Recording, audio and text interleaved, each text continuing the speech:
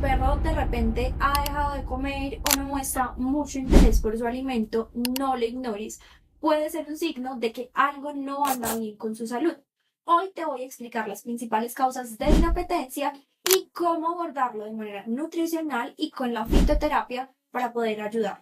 No te lo pierdas. Casi siempre que una mascota tiene inapetencia, podría decir que en el 90% de los casos de mis pacientes es porque tienen algún malestar. Los principales son digestivos, gastritis, tiene cólico, tiene parásitos que le generan disbiosis o que le generan dolor, algún tipo de malestar a nivel digestivo que hace que el perro definitivamente no coma. También, en menor medida, acuden a consulta pacientes con enfermedades sistémicas. ¿Qué quiere decir esto? Tienen una enfermedad renal, esto hace que disminuya bastante el apetito, tienen fiebre, alguna enfermedad que les genere algún malestar que hace que dejen de comer.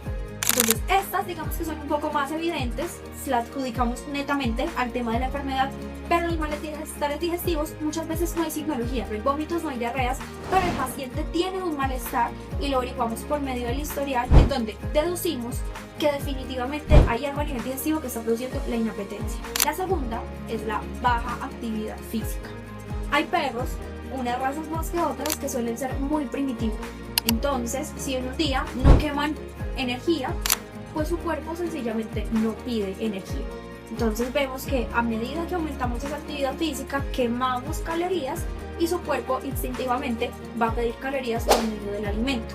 Entonces, si tu peludo en este momento está empezando a presentar un poco de inapetencia y notas que has disminuido su actividad física, es momento de volver a retomarla para que el consumo vuelva a normalizarse. Otra causa muy frecuente es el celo y los cambios hormonales. Es muy frecuente que durante el periodo de celo o a veces machos sin castrar que están cerca de una hembra, las hormonas, el ciclo del hambre y la saciedad está regulado por hormonas. Y en este momento de celo o de que el macho está muy pendiente de una hembra que está en celo, las hormonas están netamente enfocadas en tema reproducción. Estamos como en ese modo ahorro energía para poder reproducir y no me enfoco en otra cosa que sea más que alimentación. También ocurre en algunas razas que todavía son muy instintivas y suele suceder. También hay peludos con problemas comportamentales, por ejemplo, ansiedad, hiperapego con el tutor o está estresado por algunos cambios recientes en su vida. La ansiedad, el hiperapego y todas estas, digamos, modificaciones que pueden producir cambios a nivel emocional, todo se resume en que hay una liberación exagerada de cortisol. Y la liberación exagerada de cortisol está totalmente en contra del apetito. ¿Por qué? Porque tenemos un sistema nervioso simpático activado, un sistema nervioso que está siempre puesto para la huida, puesto para defenderse, ¿cierto? Si a ti un león te está persiguiendo, pues lo menos que tú vas a pensar en ese momento es en comer.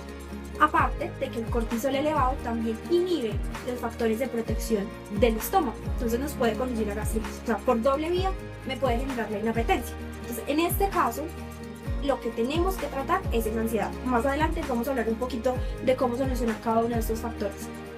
La siguiente causa son las deficiencias nutricionales. Como te comenté anteriormente, el ciclo de la saciedad y del hambre está regulado por hormonas y esas hormonas a su vez se producen o se liberan por nutrientes. Todos los nutrientes en el cuerpo tienen una función. O sea, si a ti tu médico te manda a tomar vitamina B12, no es porque sí, porque es linda la vitamina B12, no, esa vitamina B12 tiene una función en tu cuerpo. El zinc tiene una función en tu cuerpo, la vitamina A tiene una función en tu cuerpo y en tu mascota claramente. Hay ocasiones en las que, por ejemplo, llevamos con perritos que tienen un modelo de alimentación arroz más pollito más zanahoria por 3 años. Y al cuarto año el perro ya empieza a dejar de recibir todo.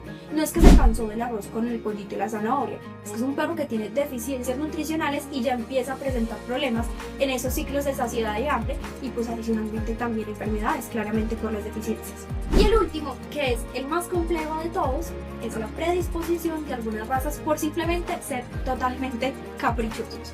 Hay razas como los yorkies que influye muchísimo la manera en cómo los criamos, que digamos que los inhibimos un poco de realmente ser perros. Entonces también hay un factor comportamental ahí inducido por nosotros, pero de por sí tienden a ser un poco más selectivos y quisquillosos con el alimento. Ahora, ¿cómo abordamos entonces estas causas de inapetencia? Para los pacientes con patología digestiva, digamos si la patología es muy evidente, tenemos tenemos diarreas, tenemos vómitos, pues claramente va a ser tratado.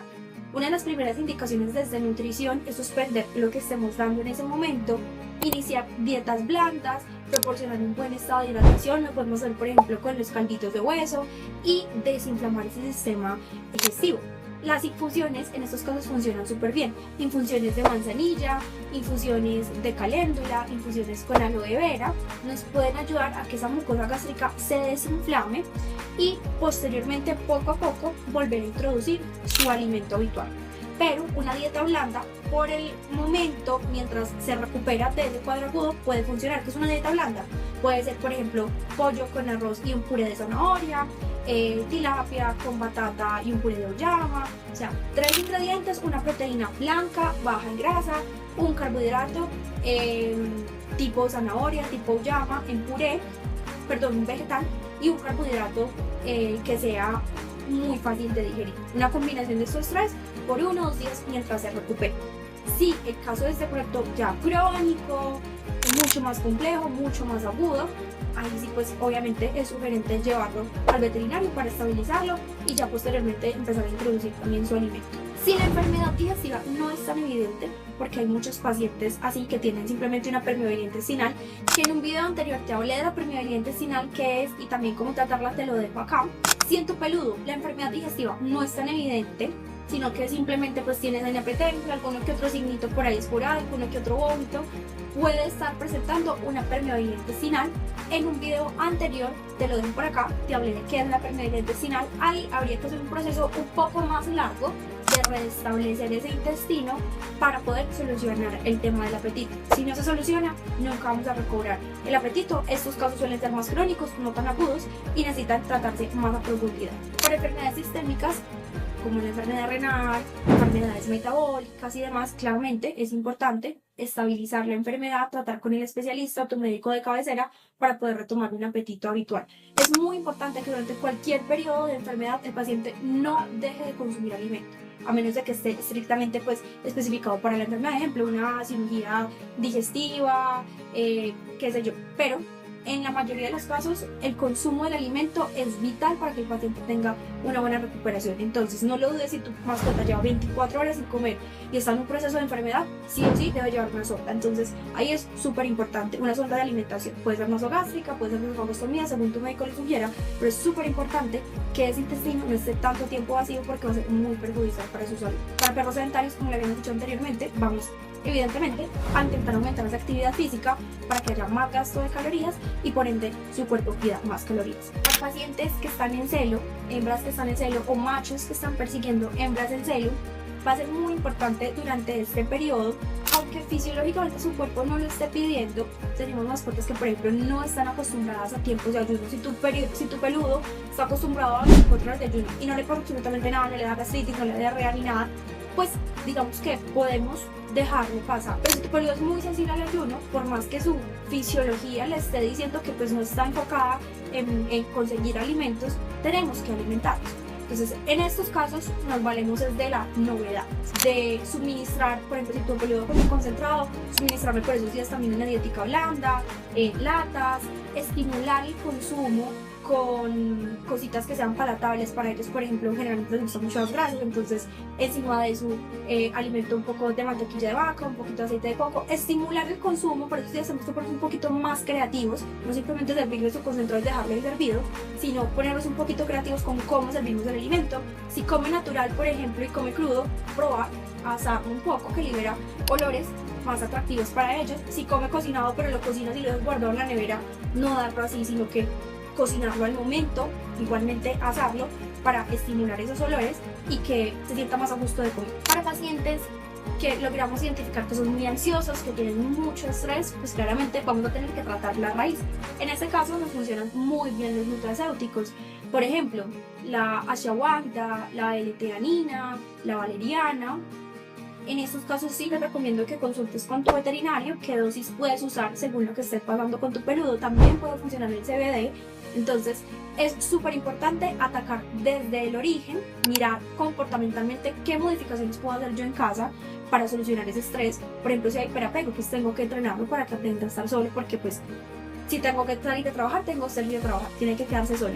Hay ansiedad por los paseos, intentar trabajarla, o sea, desde el área de etología, que es la que estudia el comportamiento de los perritos, poder abordarlo para solucionar ese tema, pero también nos ayudamos con los nutracéuticos para lograr modular un poquito esas hormonas que están alteradas, ese cortisol que está elevado, y poder que ese paciente esté un poco más tranquilo y relajado sin, claramente, llegar a sedarlo ni doparlo. No se trata de eso. Para deficiencias nutricionales, claramente, corregirlas.